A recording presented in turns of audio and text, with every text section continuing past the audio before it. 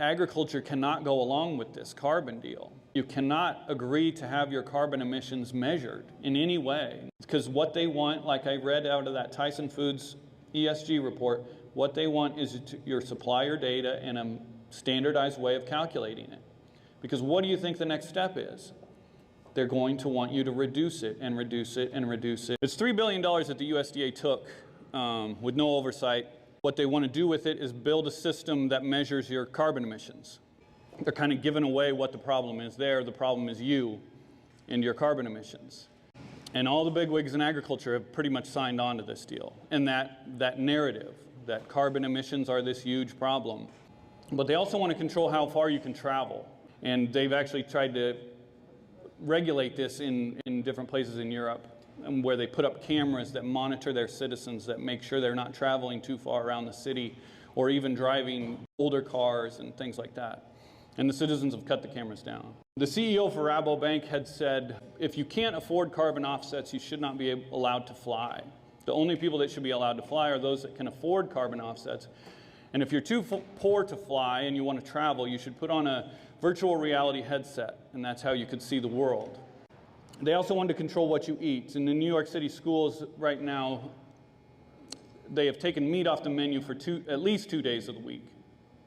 And the New York City mayor has said that he is working on a plan where he will limit residents' ability to consume meat. And then you have also, ADM and Tyson right now are in the middle of building $500 million plants where they are going to grow insects for human consumption, all in the name of climate change. And they want your land. Biden's 30 by 30 executive order, which a lot of you are familiar with, I think, the conservation easements, and of course, eminent domain in this state. Jamie Dimon, the CEO of JP Morgan, has said, using eminent domain, the government should take away farmland so that they can put up windmills. That's his suggestion, all in the name of climate change. Farm Journal's Trust in Beef program, which is where the $40 million went to, you can put EID tag or a tracking device in your calf's ear, and they will store all your information, all that animal's information. But then you put an app on your phone, and you put all of the information about your operation into that app.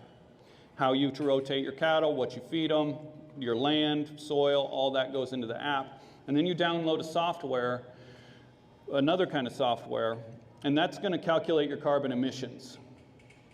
And the way they sell this is they say they're calculating the benefits of what you do. So if you rotate or if you feed certain things, they're going to measure your carbon emissions before and after, and they're going to say that you're calculating your benefits.